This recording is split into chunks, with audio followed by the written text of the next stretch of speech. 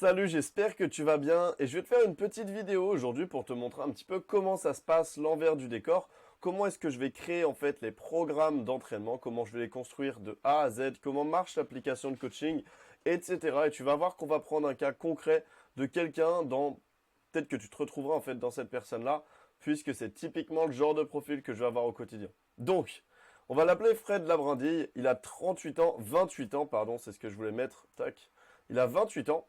Il est cadre dans une grosse entreprise, donc avec un métier sédentaire. Son objectif, ça va être de prendre des pecs et des biceps et globalement de prendre 10 kilos en l'espace de 6 mois. Et il fait de la muscu chez soi, il a fait de la muscu chez soi puis en salle de sport, 5 mois au total. Mais il s'entraînait au feeling et il n'a pas eu les résultats qu'il voulait. Il a pris que 2 kilos en l'espace de 5 mois.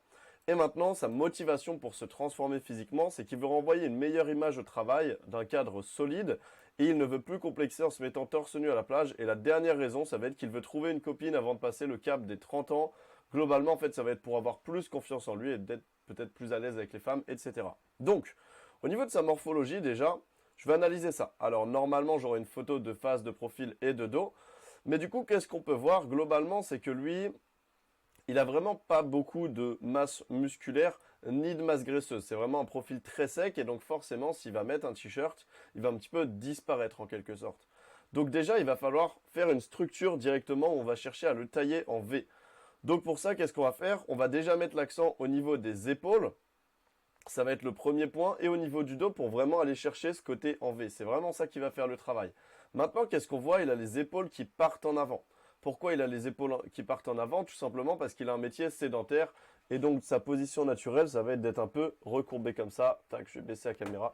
Il va être un petit peu recourbé. Donc on va muscler l'arrière des épaules pour redresser tout ça et avoir une posture qui va être beaucoup plus fière en quelque sorte. Et dernier point, ça va être de gagner de l'épaisseur au niveau de son tronc, puisque la largeur, elle va venir petit à petit, et surtout en travaillant les épaules et les grands dorsaux. Mais du coup, pour l'épaisseur, ce qu'on va faire, c'est qu'on va mettre quand même énormément l'accent au niveau des pecs. On voit qu'il n'a pas du tout de volume, qu'il est plat au niveau du pec, mais qu'au niveau des épaules, il a plutôt une facilité. Pourquoi il a plutôt une facilité? Tout simplement, on voit que le muscle de ses épaules, c'est ce qu'on appelle le deltoïde. Là, sa morphologie fait que ça descend plutôt bas sur le bras. Il y en a qui vont avoir des épaules qui vont s'arrêter beaucoup plus haut.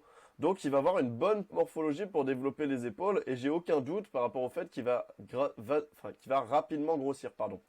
Donc, les pecs, ça va être notre priorité. Deuxième point, arrière d'épaule et dos. Et troisième point, les épaules. Et ensuite, le reste, ça va venir. Même les bras, etc. C'est quelque chose qui va venir aussi avec le temps. Mais ça va vraiment pas être la priorité première. Même s'il m'a dit qu'il voulait prendre les pecs et les biceps. Donc, on va lui mettre des exercices. Il va prendre. Mais c'est pas là-dessus qu'on va axer le travail puisque je sais que dans tous les cas, c'est comme ça qu'il aura un physique qui va être vraiment équilibré et qui va avoir donc une meilleure posture au niveau du travail, etc. Et être beaucoup plus confiant en fait. C'est tout simplement avec cette posture qui va s'ouvrir et le fait qu'il se sente plus volumineux. Donc maintenant, on va se retrouver directement sur Gymkey, l'application de coaching qui me sert à créer les programmes. Tac, nom du programme. Donc on va l'appeler, comment on l'appelait notre gars? On l'a appelé Fred. Tac, on va l'appeler Fred cycle 1. Cycle 1. Tac. On va mettre le programme, mettons, il va commencer à partir de lundi et pour une durée de 8 semaines. On fait débuter. Et ensuite, tout simplement, ça va être très simple. Ici, on va avoir des séparateurs. Donc échauffement, corps de séance. Et ensuite, on va laisser pour le côté, si je vais juste mettre la mobilité et retour au calme, etc. Ouais, si je vais quand même lui en mettre un, il a un petit peu, il n'a pas énormément d'expérience non plus. Donc du coup, déjà, première étape, définir le modèle d'entraînement. Alors, j'ai pas mis d'informations. On va dire typiquement qu'il peut s'entraîner 3 fois par semaine durant 1h30. Tac. Un cas relativement classique, on va même mettre 1h à 1h30. Tac. Donc du coup, on va réfléchir déjà, premier point. Quel est le modèle d'entraînement qui va être le plus efficace par rapport à son profil? Lui, il va être sur un modèle 3 fois par semaine. Donc le modèle 3 fois par semaine, j'ai déjà fait des vidéos par rapport à ça. Ça va être soit le modèle full body, donc travailler tout le corps 3 fois dans la semaine, soit ça va être travailler le haut du corps, travailler le bas du corps et travailler tout le corps.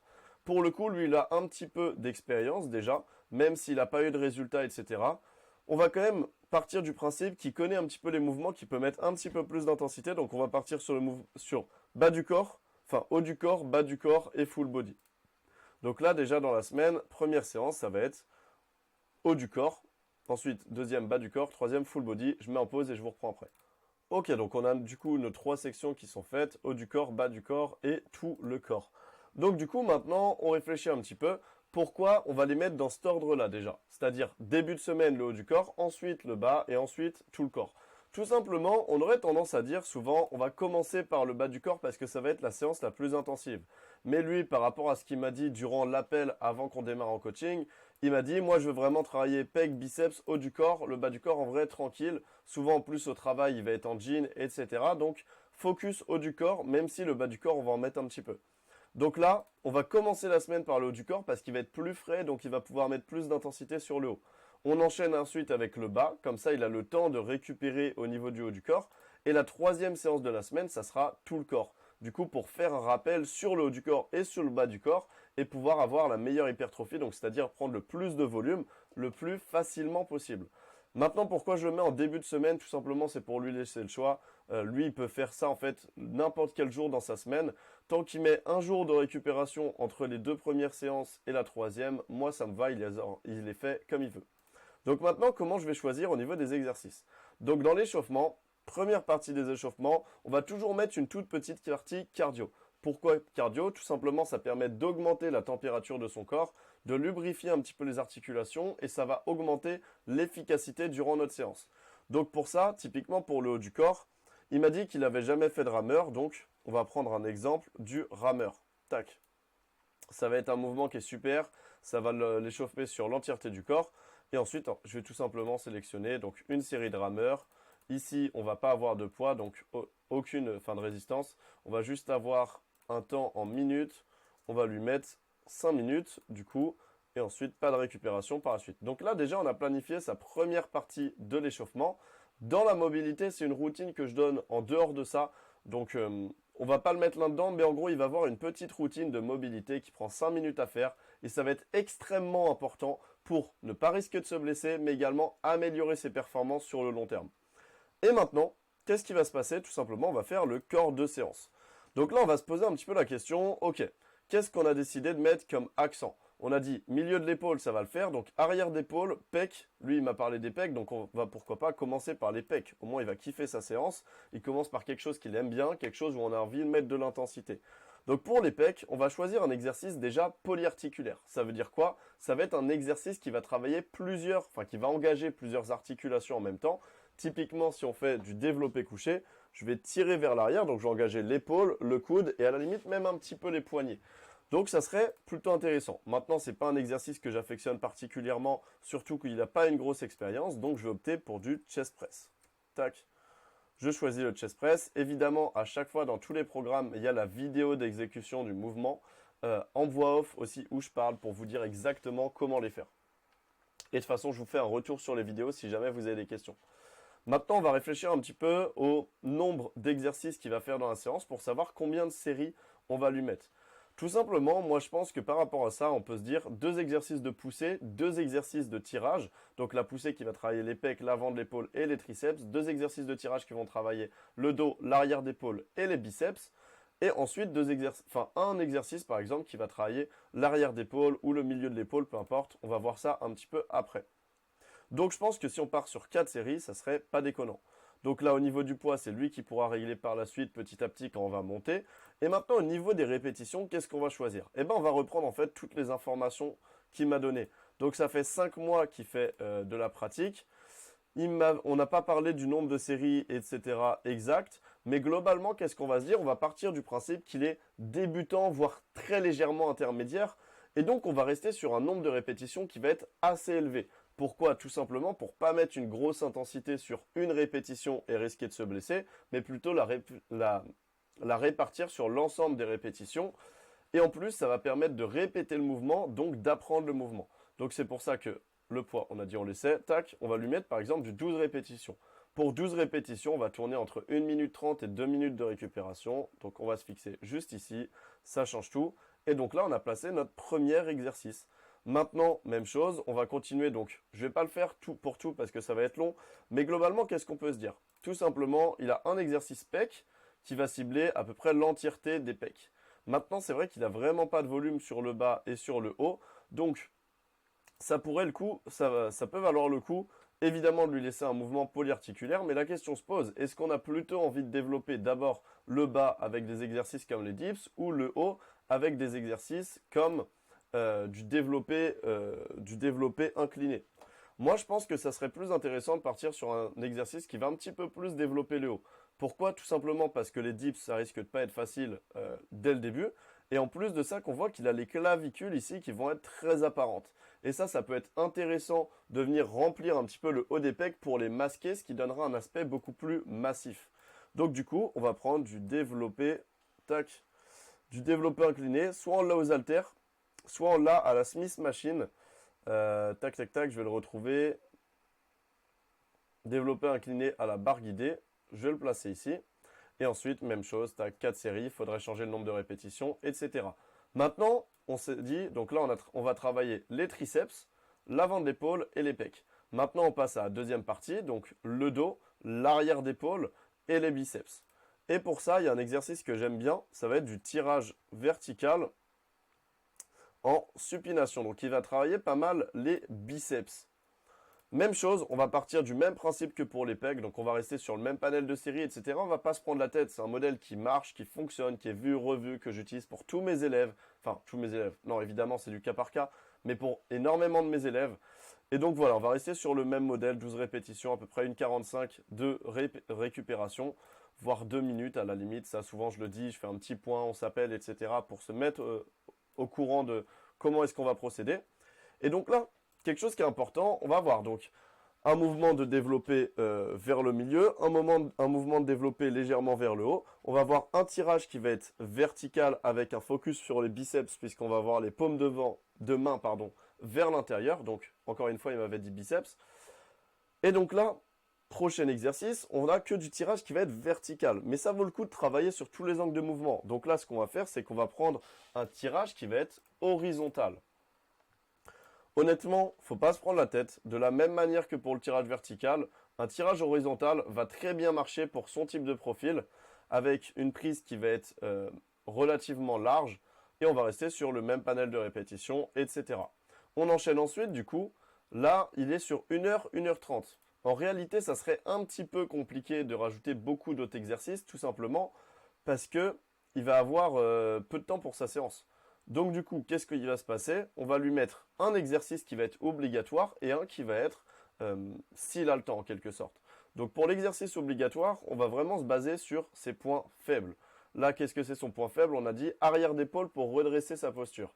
Donc par exemple, ce qu'on pourrait lui mettre, ça serait un reverse pec deck, tac, qui va venir travailler le milieu des trapèzes, donc le milieu du dos, prendre du volume encore une fois, puisqu'on a dit que le but c'était pas simplement de le rendre large, mais de le rendre plus épais. Donc ça va être un super exercice qui va travailler en plus sa posture, l'arrière de l'épaule. Je vais lui dire de bien ouvrir la cage thoracique pour le réaliser. Et donc ça va être un super exercice qui va être parfaitement adapté. Donc là, deux possibilités. Soit il va faire 4 séries et un autre exercice derrière de par exemple 2 ou 3 séries qui va être axé pourquoi pas sur le milieu de l'épaule pour faire des épaules plus larges encore une fois. Ça pourrait être mettons du shoulder press, tac, si vous voulez la photo. Hop là, on pourrait lui mettre du shoulder press.